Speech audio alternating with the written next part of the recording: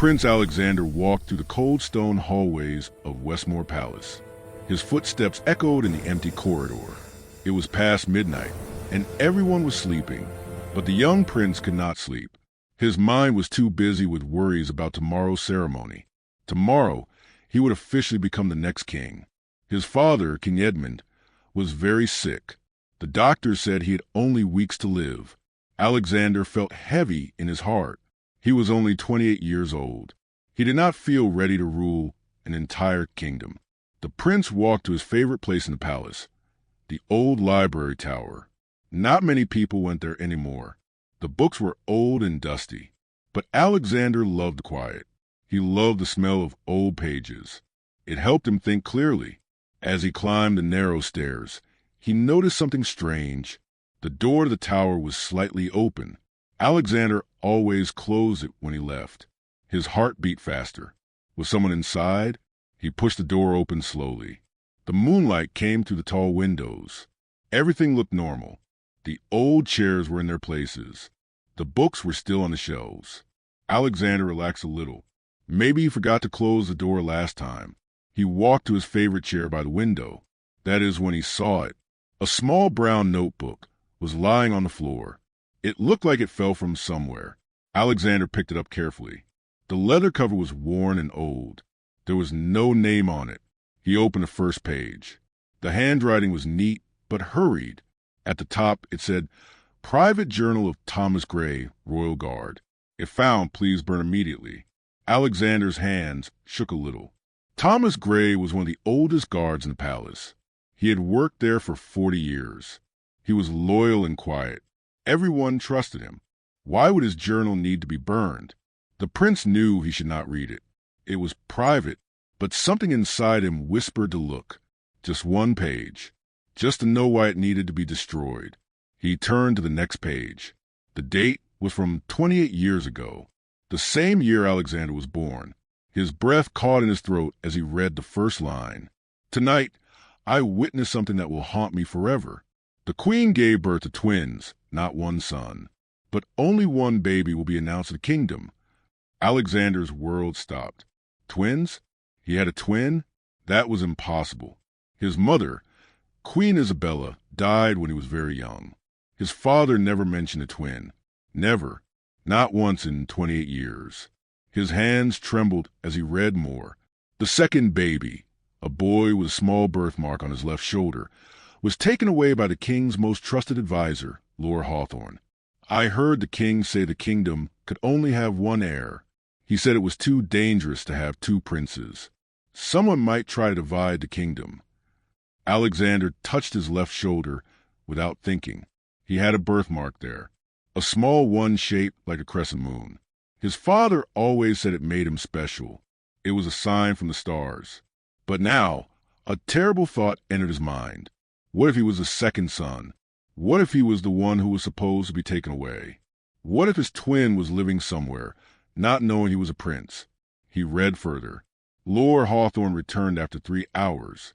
His clothes were muddy. He told the king it was done. The baby was safe with a family far away from the capital. A family that would never know the truth. The king made everyone in that room swear an oath of silence. We were told the second prince never existed. Alexander felt sick. He sat down heavily in the chair. His whole life felt like a lie. Every birthday. Every lesson about being the only heir. Every moment his father prepared him to be king. All of it was built on a secret. He turned more pages. Thomas wrote about watching Alexander grow up. He wrote about feeling guilty. He wrote about seeing the king become cold and distant over the years. He wrote about wondering if the other prince was alive and happy. Then, on a page dated 5 years ago, Alexander read something that made his blood run cold. "Lord Hawthorne is dying. He called me to his bedside yesterday. He told me the truth with his last breaths. The baby he took that night was not given to a kind family. He was given to the Blackwood orphanage on the edge of the kingdom. Hawthorne said he visited once, years later. The boy was still there, still alive. He had the same green eyes as the queen, the same proud way of standing. Hawthorne said he wanted to bring him back, but the king forbade it. Now Hawthorne is dead, and I am the only one who knows where the true prince might be." Alexander's heart pounded. The Blackwood orphanage was a terrible place. He had heard stories. Children there had hard lives. They worked in the fields. They wore old clothes. They had very little food. His twin brother, his own blood, might have grown up there. While Alexander slept in silk sheets, his brother slept on a hard floor. While Alexander learned to read and write, his brother worked in the sun. While Alexander was called Your Highness, his brother was called nothing special. The prince looked at the last entry in the notebook. It was from 3 days ago. "I am old now. My health is failing like the king's. I must find the courage to tell Prince Alexander the truth before I die. He deserves to know. The kingdom deserves to know. Tomorrow I will go to him. Tomorrow I will show him this journal. May God forgive us all for the lie we have lived." But Thomas never came to Alexander. The prince suddenly remembered. 3 days ago, Thomas Gray died in his sleep. The whole palace mourned him. They said he died peacefully. But now Alexander wondered, did he really die peacefully? Or did someone find out what he was planning to do? The prince stood up, gripping the notebook tightly. The ceremony was tomorrow. He would become king. But how could he win a crown knowing his brother, his twin, was out there somewhere? How could he rule knowing the throne might not truly be his? Alexander looked out the window at the sleeping kingdom. The sun would rise soon. In a few hours, everything would change, but not in the way anyone expected. He had to find his brother. He had to know the truth, even if it cost him everything. The notebook felt heavy in his hands, heavy with secrets, heavy with guilt, heavy with the weight of a choice he had to make. Would he stay silent and become king, or would he risk everything to find the brother he never knew existed? The first light of dawn touched the horizon. Alexander made his decision. He would find the truth, no matter what it cost. The game had changed, and nothing would ever be the same again. Prince Alexander did not go to his room that night. He stayed in the library tower, reading Thomas Gray's notebook again and again. Each time, he hoped the words would change, but they never did. The truth remained the same. He had a twin brother. As the sun rose higher, Alexander heard sounds in the palace below. Servants were waking up. They were preparing for the coronation ceremony.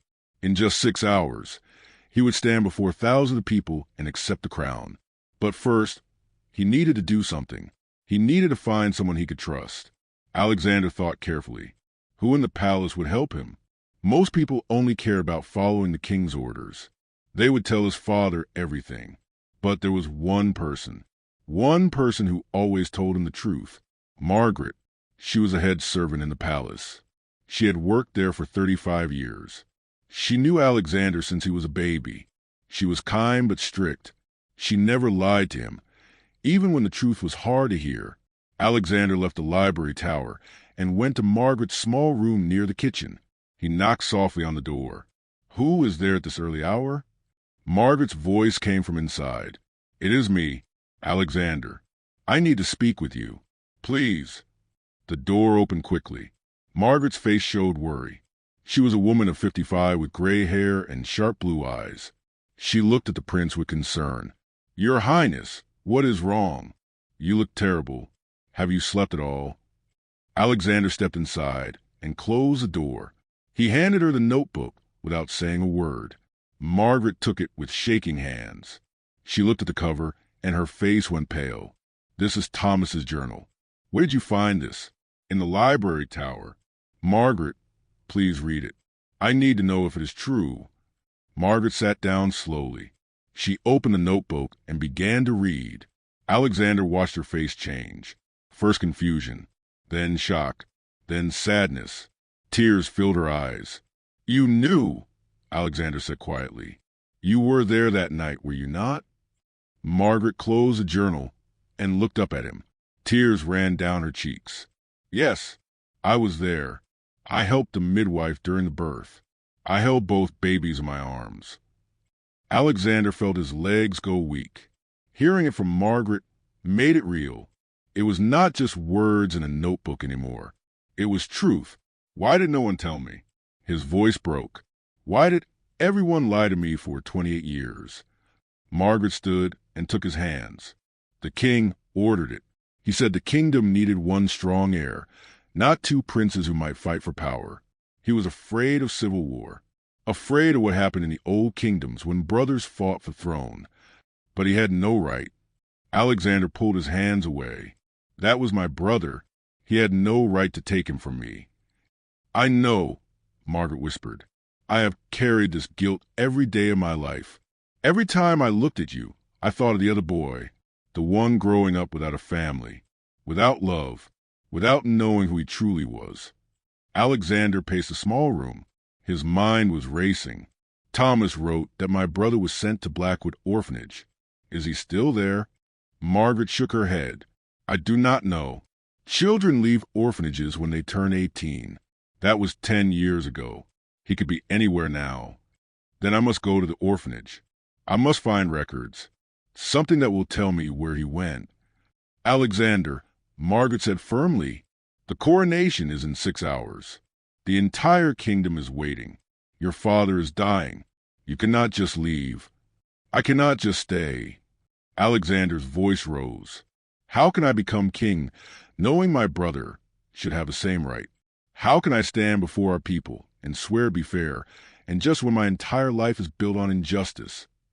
Margaret was quiet for a moment. Then she said something that surprised him. Then do not go alone. Let me come with you. Alexander stared at her. What? I am old, but I am not useless. I know people in every town and village. I can help you search. And she paused. I owe this to that baby I held 28 years ago. I owe it to both of you. Alexander felt hope for the first time since finding the notebook. But the ceremony. Tell them you are sick. Tell them you need one day to pray and prepare your heart. One day, Alexander. We can travel to Blackwood Orphanage and back in one day if we ride fast. The ceremony can be postponed for 24 hours. It was risky, very risky, but Alexander knew he had no choice. He could not become king without trying to find his brother first. We leave in 1 hour, he said. Pack light. We will take the fastest horses. Margaret nodded. I will meet you at the east gate. It is the least guarded. But Alexander, what will you do if we find him? What will you tell him? Alexander touched a notebook in his pocket. I will tell him the truth. And then, I do not know. Maybe he will want nothing to do with me. Maybe he will hate me for living in a palace while he suffered. But he deserves to know who he is. Margaret touched his face gently, like she did when he was a child. You have a good heart. Your mother would be proud. After Margaret left the pack, Alexander went to see his father. The king was sleeping in his bed, looking small and weak. The sickness had taken so much from him. Alexander looked at the man who had raised him, the man who had lied to him. Part of Alexander felt angry, but another part felt sad. His father had made a terrible choice out of fear, and now that choice was destroying their family. I will fix this, father, Alexander whispered. I will find my brother, and I will make this right. He left the room and went to prepare for the journey. He dressed in simple clothes, not royal robes. He took a plain cloak and a small bag with some food and water. 1 hour later, as the palace was busy with coronation preparations, Alexander met Margaret at the east gate. 2 horses were waiting. Are you ready? Margaret asked. Alexander looked back at the palace one last time. Somewhere inside, servants were preparing his crown. They were polishing the throne. They were expecting him to return and become their king. But first, he had to become brother. I am ready, he said.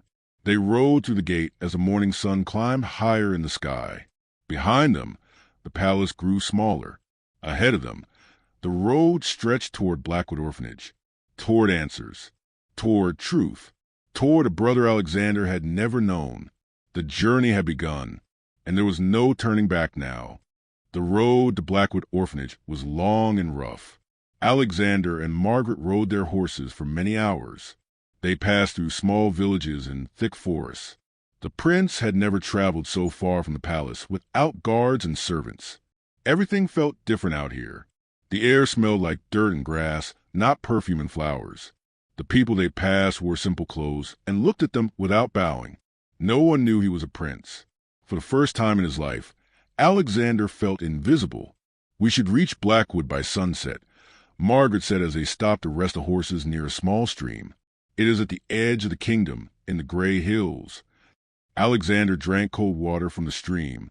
His hands were sore from holding the reins. His legs hurt from riding. But he did not complain. This small pain was nothing compared to what his brother might have suffered. "Margaret," he said quietly, "what if he is not there? What if we cannot find him?" Margaret looked at him with her sharp blue eyes. "Then we keep searching. We ask questions. We follow any clues we find. You do not give up on family, Alexander. Never." They continued riding as the sun began to set. The land became harder and more gray. There were fewer trees. The villages looked poorer. Children with dirty faces watched them pass. Old men sat outside broken houses. Alexander's heart felt heavy. This was where his brother had grown up, in this hard, cold place. While Alexander learned to dance and read poetry, his brother probably worked in fields and went to bed hungry. Finally, as the last light faded from the sky, they saw it. Blackwood Orphanage sat on top of a small hill. It was a large, dark building made of gray stone. Most of the windows were broken. The roof had holes. A rusty fence surrounded it. "It looks abandoned," Alexander said. Margaret nodded. "It closed down 5 years ago. The kingdom stopped giving it money. The children were sent to other orphanages or turned out onto the streets." They tied their horses to the fence and walked to the main door. It was locked, but the wood was old and weak. Alexander pushed hard, and the door broke open. Inside, the orphanage was dark and cold. Their footsteps echoed on the stone floor. Moonlight came through the broken windows, making strange shadows on the walls. "We need to find the office," Margaret said. They kept records of all the children, names, ages, when they came, when they left. They searched room after room. Most were empty except for broken furniture and old blankets. In one room, Alexander saw small beds lined up in rows. 30 beds, maybe more. He imagined his brother sleeping here as a child, surrounded by other forgotten children. Finally, they found a small room at the end of the hallway.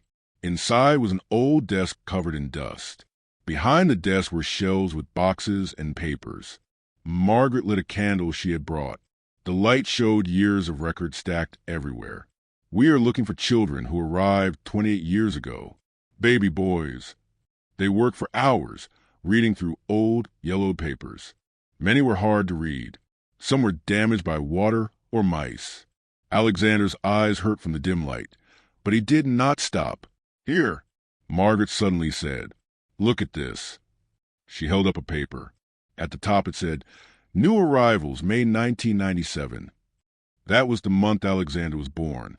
Down the list were several names. Most were children aged 5 or 10. But at the bottom, there was one entry that made Alexander's breath stop. "Baby boy, approximately 1 week old. No name given. Found on doorstep with no note. Birthmark on left shoulder, crescent moon shaped. Named by staff, Elias." Alexander's hand went to his own shoulder. The same birthmark. The same crescent moon shape. "Elias," he whispered. "My brother's name is Elias." Margaret kept reading. "He lived here until age 18. Then," she turned the page. "Then he left. It says here he went to work at the Riverside Inn in the town of Millhaven. That was 10 years ago." "Millhaven," Alexander repeated. "How far is that from here?" "Half a day's ride to the south. It is a market town on the great river." Alexander felt excitement and fear mixing in his chest. They had found a clue. A real clue. His brother had a name now. Elias. And they knew where he had gone.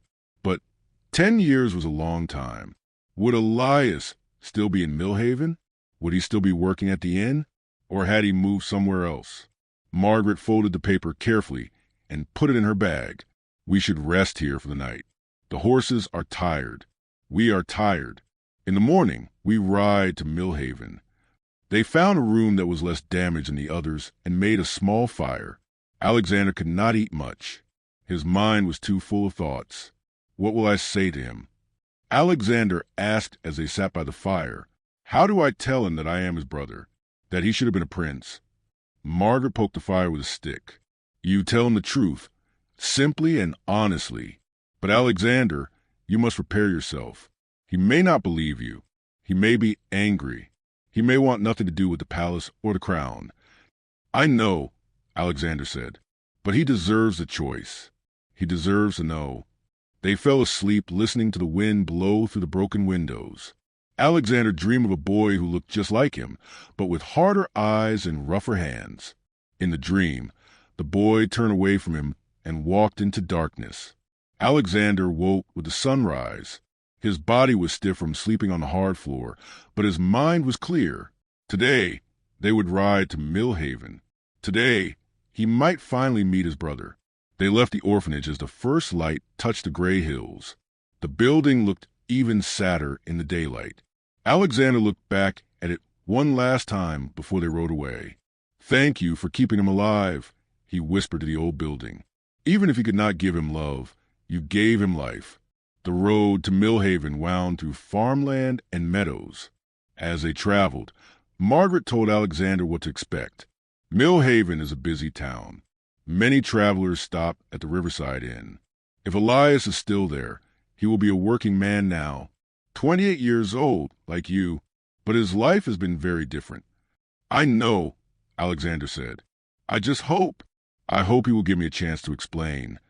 By afternoon, they saw Millhaven in the distance. It was larger than Alexander expected. Buildings lined both sides of the river. Boats moved up and down the water. Market stalls filled the streets.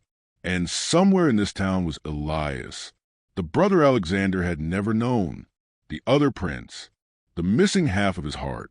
Margaret looked at Alexander as they rode toward the town. Are you ready? Alexander touched Thomas Gray's notebook in his pocket, the notebook that had changed everything, the notebook that had brought him here. Yes, he said, I am ready. They rode into Millhaven as the church bells rang 4 times. The sound echoed across the river and through the streets. The Riverside Inn stood near the water, a 3-story building with a green door and hanging flower baskets. Smoke came from the chimney. Voices and laughter came from inside. Alexander and Margaret stopped their horses outside. Alexander's heart was beating so fast he could hear it in his ears. Inside that building might be the answer to every question. Inside might be his brother. He climbed down from his horse. His legs felt weak. He looked at Margaret. Whatever happens, she said, I am proud of you for coming here. Alexander nodded. He took a deep breath. Then he walked to the green door and pushed it open. The search was about to end. Or perhaps it was just beginning. The inside of the Riverside Inn was warm and crowded. People sat at wooden tables, eating and drinking. A fire burned in the large fireplace. The smell of cooked meat and fresh bread filled the air. Alexander stood near the door, looking around. His heart was pounding. Margaret stood beside him, her hand on his arm for support. A young woman with red hair walked up to them. She wore an apron and carried a tray. Welcome to the Riverside Inn. Do you need a room or just food? We are looking for someone, Alexander said, trying to keep his voice steady. A man named Elias. Does he work here? The woman smiled.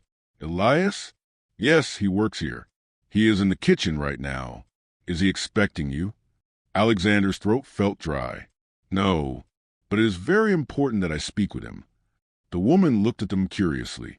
Wait here. I will get him. She disappeared through a door behind the bar. Alexander and Margaret stood in silence. The seconds felt like hours. Alexander's hands were shaking. He put them in his pockets to hide it. Then the door opened again. A man stepped out. He was tall and strong, with dark hair and green eyes. He wore simple work clothes, a white shirt and brown pants. His hands looked rough from hard work. There was a scar on his right cheek. But his face was like looking in a mirror. Alexander felt the world stop moving. This was him. This was Elias, his brother, his twin. Elias walked toward them slowly. His eyes were sharp and careful. He looked at Alexander with confusion, then shock. He stopped a few steps away. "Who are you?" Elias asked. His voice was deep and a little rough. "Why do you look like me?" Alexander opened his mouth, but no words came out. How could he explain? Where did he start? Margaret stepped forward. "My name is Margaret. This is Alexander. We have traveled far to find you. Is there somewhere private we can talk?" Elias looked between them, his eyes full of suspicion. "I do not know you. Why should I talk to you?" "Please." Alexander finally found his voice. "I know this is strange. I know you have no reason to trust me. But what I have to tell you will change your life. Please, just give me a few minutes." Something in Alexander's voice made Elias pause. Maybe it was a desperate honesty. Maybe it was a strange feeling of looking at someone who shared his face. "Fine," Elias said. "Follow me." He led them through the busy inn to a small room in the back. It was simple, just a bed, a chair, and a small table. This was where Elias lived. They all sat down. Alexander and Margaret on the bed, Elias on the chair. The room felt very small with all of them inside. "Talk," Elias said, crossing his arms. Alexander pulled out Thomas Gray's notebook. He handed it to Elias. This belonged to a palace guard who died recently. Before he died, he wrote the truth about something that happened 28 years ago. Elias took the notebook but did not open it yet. "The palace? What does the palace have to do with me?" "Everything," Alexander said quietly. "Elias, 28 years ago, the queen gave birth to twin boys, but the king decided the kingdom could only have one heir. So one baby was sent away in secret. That baby was you." Elias stared at him. Then he laughed, but it was not a happy laugh. "This is insane. You are insane." "Read it," Margaret said gently. "Read what Thomas wrote. Then decide if we're lying." Elias opened the notebook. His eyes moved across the pages. Alexander watched his face change. The laughter died. The disbelief turned to confusion, then to shock, then to something that looked like pain. Elias's hand started shaking. He read page after page. When he reached the part about the birthmark, he stood up suddenly. He pulled off his shirt. There, on his left shoulder, was the crescent moon birthmark. Alexander stood too. He removed his own shirt. The same birthmark, the same exact shape, in the same exact place. The brothers stood facing each other, their identical birthmarks proving what words could not. Elias sat down heavily. He put his head in his hands. "This cannot be real. This cannot be happening." "I know how you feel," Alexander said softly. "I only learned the truth yesterday. I have spent my whole life not knowing you existed. You lived in a palace," Elias said, his voice rising. "You had everything. I had nothing. I grew up in that terrible orphanage. Do you know what it was like? Sleeping on hard beds, eating stale bread, working until my hands bled, while you wore silk and ate fancy food and learned to be a prince." The anger in his voice was like fire. Alexander felt it burn him, because Elias was right. It was unfair, completely unfair. "You are right," Alexander said. "It is not fair. None of this is fair. I did not choose to be raised in the palace any more than you chose the orphanage. We were both victims of our father's decision. Our father," Elias said the words like they tasted bitter. "The king, he threw me away like garbage. He was afraid," Margaret said quietly. "He remembered the old wars when brothers fought for thrones. He thought he was protecting the kingdom. He was protecting himself." Elias shouted. He stood and paced a small room like a caged animal. He did not want to share power. So he kept one son and threw away the other. And now what? You come here to tell me I could have been a prince? What good does that do me now? Alexander felt tears in his eyes. "I came because you deserve to know the truth. You deserve to know who you are. And—" he paused. "Because tomorrow I am supposed to become king. But how can I take the crown when it belongs to both of us?" Elias stopped pacing. He looked at Alexander with wide eyes. "What are you saying?" "I am saying the throne should be shared. Or maybe it should be yours alone. I do not know, but I could not become king without finding you first, without giving you the choice. Choice? Elias laughed again, but this time it sounded broken. What choice? I am not a prince. Look at me. I work in an inn. I cook food and clean dishes. I have no education, no training. I would not know how to rule a kingdom. Neither do I, Alexander said honestly. I am scared. I am only 28, but we could learn together. We could help each other. Elias shook his head. You do not understand. I have built a life here. It is simple, but it is mine. I have friends. I have work that matters. People here do not care who my father was. They care about who I am. Then stay, Alexander said. Stay here if that is what you want. I am not trying to force you into anything. I wanted you to know. I wanted to meet my brother. The word brother hung in the air between them. Elias looked at Alexander for a long moment, really looked at him, not with anger now, but with something softer, maybe curiosity, maybe the beginning of understanding. You really came all this way just to tell me? Elias asked. Yes. You risked delaying your coronation? Yes. Why? Alexander's voice was quiet but firm. Because you are my brother. Because our mother would have wanted us to know each other. Because it was the right thing to do. Elias sat down again. He looked tired suddenly, like the anger had burned out and left him empty. I need time, he said. I need to think about all of this. It is too much, too fast. I understand, Alexander said. Take all the time you need. Margaret stood up. We will get a room here at the inn for tonight. If you want to talk more, we will be here. If you want us to leave, we will respect that too. Elias nodded slowly.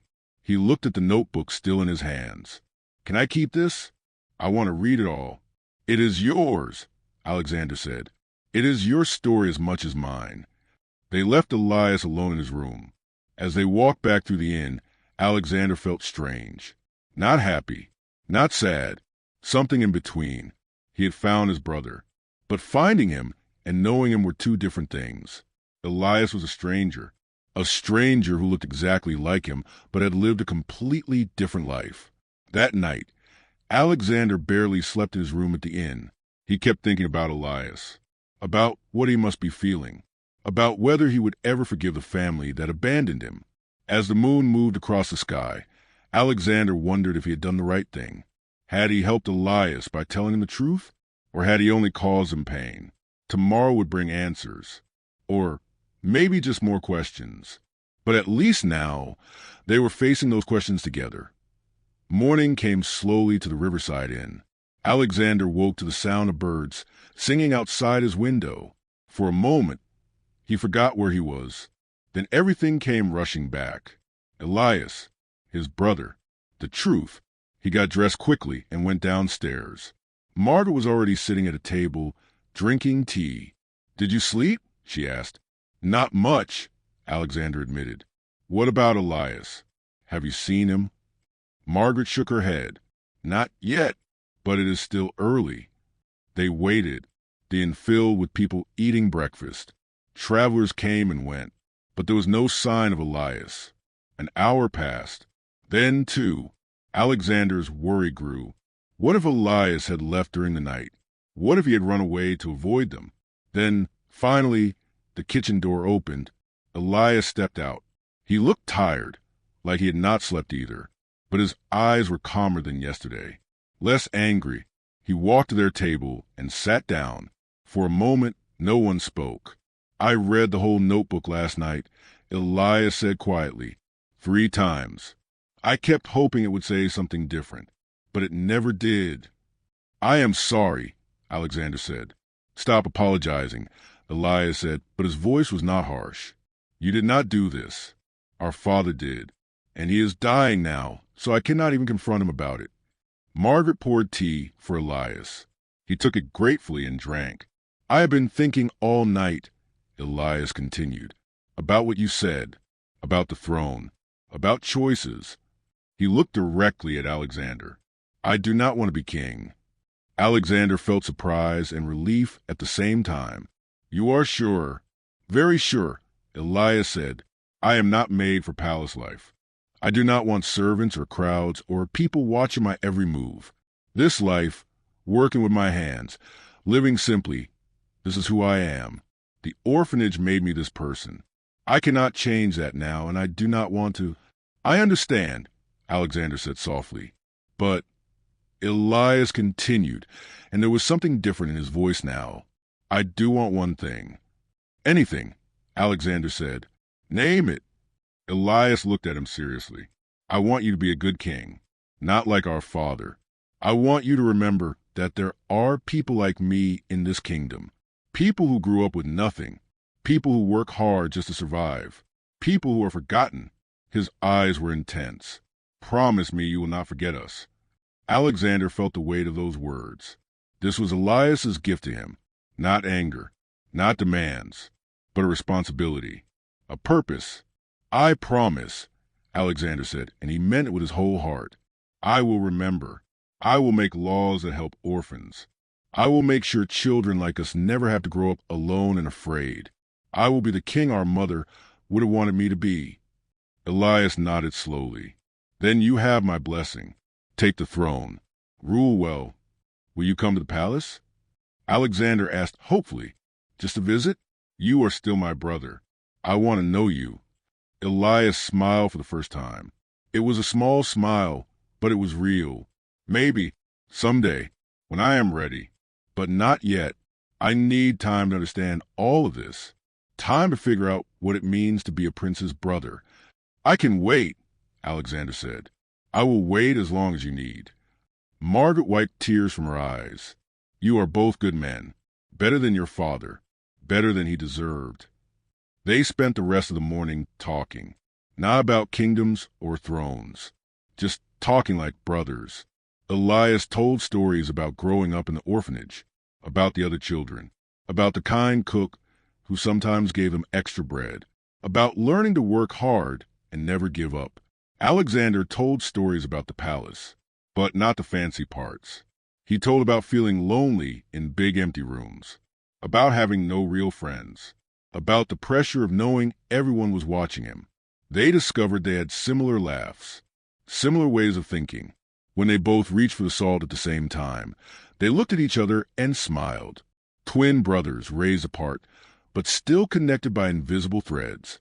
Finally, as the sun reached its highest point, Alexander knew it was time to go. The palace would be worried. The coronation needed to happen. Elias walked them to their horses. The moment felt heavy with unspoken words. "Thank you for coming to find me," Elias said. "I was angry yesterday, but now I am glad I know the truth. Glad I know where I came from. Glad I have a brother." Alexander pulled Elias into a hug. For a second, Elias was stiff. Then he hugged back. Two brothers, holding each other for the first time since they were babies. "Goodbye, Elias," Alexander whispered. "Not goodbye," Elias corrected. "Just until next time." Alexander and Margaret climbed onto their horses. As they rode away from the inn, Alexander looked back. Elias stood there, watching them go. He raised his hand in farewell. Alexander raised his hand too. Then they turned toward home. The journey back to the palace felt different. Alexander felt lighter somehow, like a weight had been lifted from his shoulders. He had found his brother. He had told the truth. And somehow it was going to be okay. When they reached the palace gates, guards ran out to meet them. "Your Highness, thank God you are safe. Where have you been? The king has been asking for you." Alexander climbed down from his horse. He was dirty from the journey. His clothes were dusty, but he stood tall. "I am ready now," he said. "Prepare for the coronation." The ceremony took place the next morning. The great hall was filled with nobles and important people from across the kingdom. Alexander wore the royal robes. The crown sat on a velvet cushion, waiting for him. His father was too sick to attend, but Alexander went to see him before the ceremony. "Father," Alexander said, sitting beside the king's bed, "I know the truth about Elias, about what you did." The king's eyes widened. Fear and shame crossed his face. But, Alexander continued, I also know you were afraid. You thought you were protecting the kingdom. I do not agree with what you did, but I forgive you. Tears ran down the old king's face. You found him? He is alive. He is alive. He is well, and he is happy with his life. Tell him. The king's voice was weak. Tell him I am sorry. Tell him I was wrong. I will, Alexander promised. When the time is right, I will tell him. The coronation began with music and prayers. Alexander walked down the long aisle. Every step felt important. Every step brought him closer to his destiny. But now he understood something. Being king was not about wearing a crown or living in a palace. It was about responsibility, about serving people, about making the kingdom better for everyone, especially those who had nothing. The archbishop placed a crown on Alexander's head. The weight of it was real and heavy. All hail King Alexander, the crowd shouted. Long live the king. But in his heart, Alexander heard different words. He heard Elias saying, Remember us. Do not forget the people who suffer. And he knew he never would. That night, Alexander sat alone in his room. He took out a piece of paper and began to write. His first law as king would be about orphanages. More money, better care. No child would be forgotten. He thought about Elias, probably sleeping in his small room at the inn, working tomorrow, living his simple, honest life. Two brothers living in different worlds, but connected now, connected by truth and blood and love. Alexander touched his left shoulder, where the crescent moon birthmark lay hidden under his royal robes. Somewhere, Elias had the same mark, the same proof that they were two halves of one whole. The story had ended, but in another way it was just beginning. A kingdom with a new king, a king who understood both privilege and poverty, a king who had a brother to remind him of what truly mattered. And somewhere in a small town by a river, a man named Elias went about his work, knowing he was not forgotten, knowing he had a brother who would remember him. The notebook that had revealed the truth sat locked in Alexander's desk. The secrets were out now. The lies were ended. And two brothers, separated by fate, were finally united by love. The end.